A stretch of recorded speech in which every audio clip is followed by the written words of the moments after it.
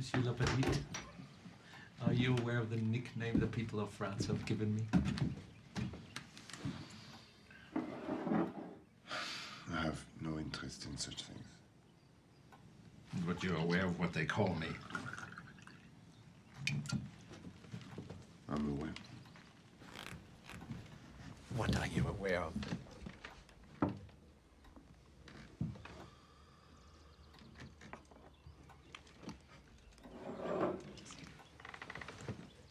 That they call you the Jew hunter? Precisely. I understand your trepidation in repeating it. Heydrich apparently hates the moniker the good people of Prague have bestowed on him. Actually, why he would hate the name the hangman's baffling to me. It would appear he's done everything in his power to earn it. But I, on the other hand, love my unofficial title, precisely because I've earned it. The feature that makes me such an effective hunter of the Jews is, as opposed to most German soldiers, I can think like a Jew, where they can only think like a German. More precisely, a German soldier.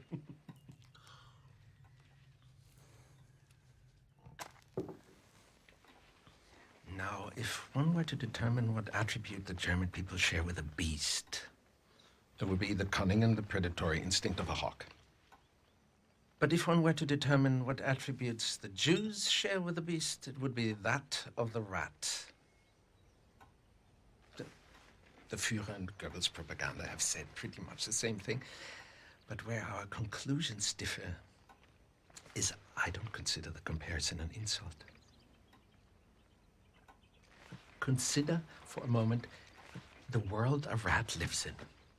It's a hostile world, indeed. If a rat were to scamper through your front door right now, would you greet it with hostility? I suppose I would. Has a rat ever done anything to you to create this animosity you feel toward him? Rats spread disease. They bite people. Rats were the cause of the bubonic plague, but that's some time ago. I propose to you, any disease a rat could spread, a squirrel could equally carry. Would you agree? Right. Yet I assume you don't share the same animosity with squirrels that you do with rats, do you? No. Yet they're both rodents, are they not? And except for the tail, they even rather look alike, don't they? It's an interesting thought, Herr Colonel. However interesting as the thought may be, it makes not one bit of difference to how you feel. If a rat were to walk in here right now as I'm talking, would you greet it with a source of your delicious milk? Probably not. I didn't think so. You don't like them. You don't really know why you don't like them. All you know is you find them repulsive. Consequently, a German soldier conducts a search of a house suspected of hiding Jews. Where does the hawk look? He looks in the barn, he looks in the attic, he looks in the cellar, he looks everywhere he would hide. But there's so many places it would never occur to a hawk to hide. However, the reason the Führers brought me off my Alps in Austria and placed me in French cow country today is because it does occur to me. Because I'm aware what tremendous feats human beings are capable of once they abandon dignity. May I smoke my pipe as well? Please, Herr Colonel, make yourself at home.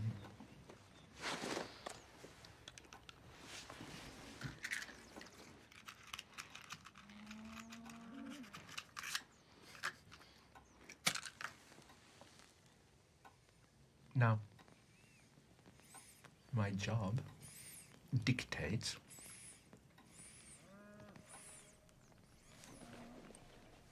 that I must have my men enter your home and conduct a thorough search before I can officially cross your family's name off my list. And if there are any irregularities to be found, rest assured there will be. That is unless you have something to tell me that makes the conducting of a search unnecessary. I might add also that any information that makes the performance of my duty easier will not be met with punishment. Actually, quite the contrary. It will be met with reward. And that reward will be your family will cease to be harassed in any way by the German military during the rest of our occupation of your country.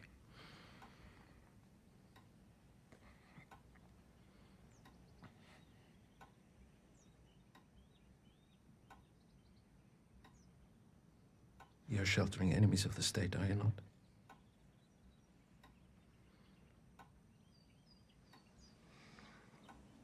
Yes. You're sheltering them underneath your floorboards, aren't you? Yes. Point out to me the areas where they're hiding.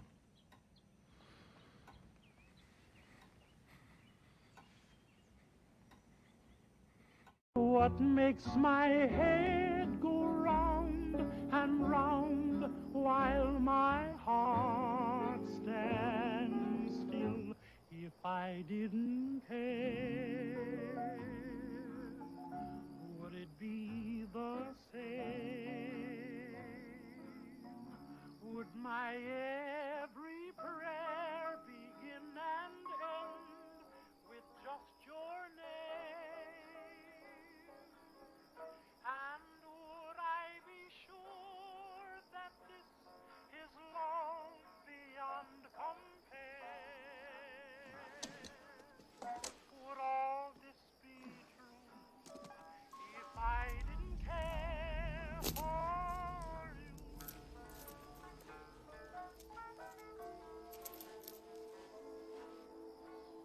If I didn't care, honey child, more than words can say. If I didn't care, would I... Mr. Dufresne, describe the confrontation you had with your wife the night that she was murdered.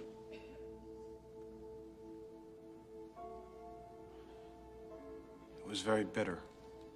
She said she was glad I knew, that she hated all the sneaking around. And she said she wanted a divorce in Reno. What was your response? I told her I would not grant one.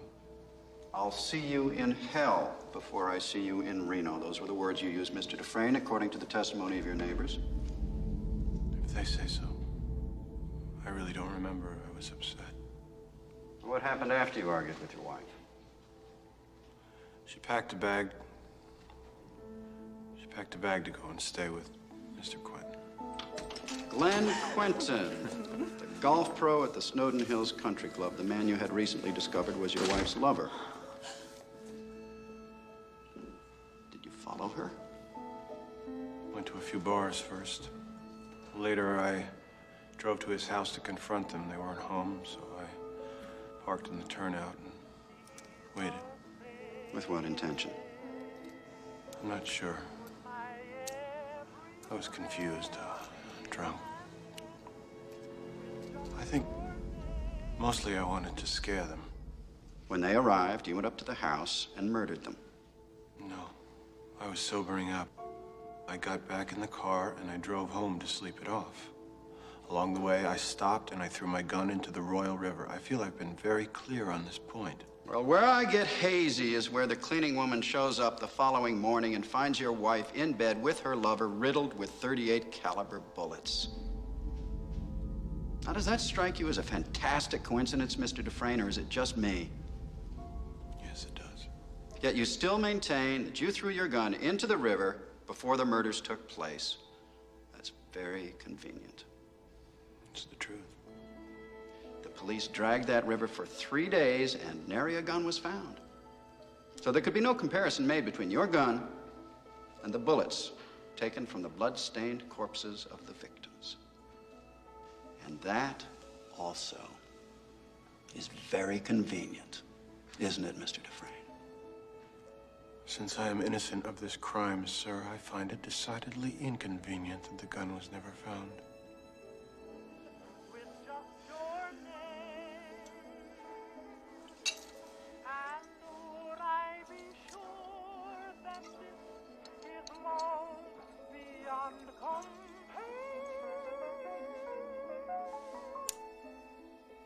Ladies and gentlemen, you've heard all the evidence. You know all the facts. We have the accused at the scene of the crime. We have footprints, tire tracks. We have bullets strewn on the ground which bear his fingerprints. A broken bourbon bottle, likewise with fingerprints. And most of all, we have a beautiful young woman and her lover lying dead in each other's arms. They had sinned. But was their crime so great as to merit a death sentence? Now, while you think about that,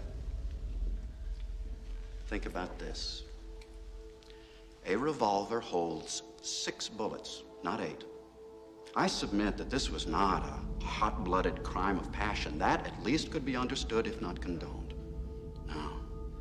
This was revenge of a much more brutal and cold-blooded nature. Consider this: 4 bullets per victim. Not 6 shots fired, but 8. That means that he fired the gun empty and then stopped to reload so that he could shoot each of them again. An extra bullet per lover. Right in the head. You strike me as a particularly icy and remorseless man, Mr. Dufresne. It chills my blood just to look at you. By the power vested in me by the state of Maine, I hereby order you to serve 2 life sentences back to back. 1 for each of your victims. So be it.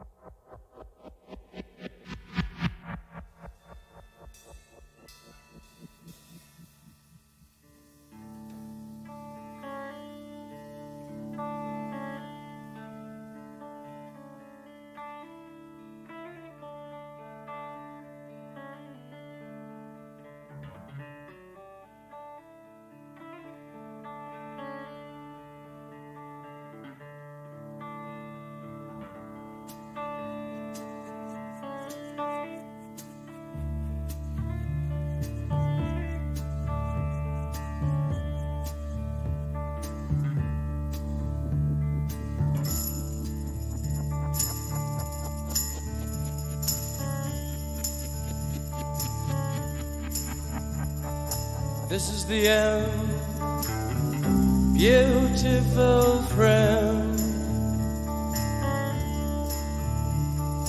This is the end, my only friend. The end of our elaborate plans. The end of everything that stands. The end, no safety or surprise. The end, I'll never look into your eyes again.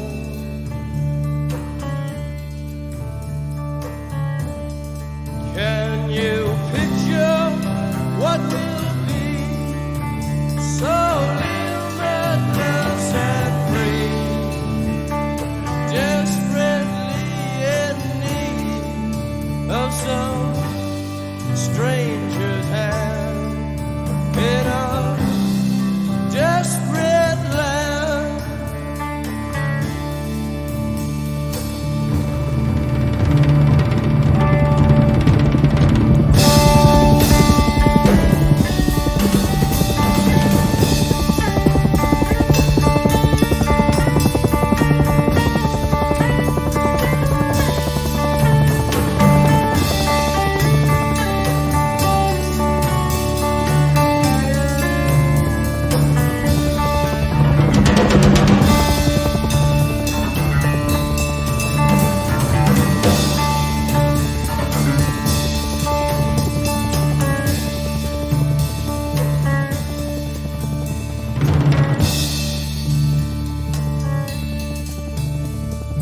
Lost in a romance, wilderness of pain,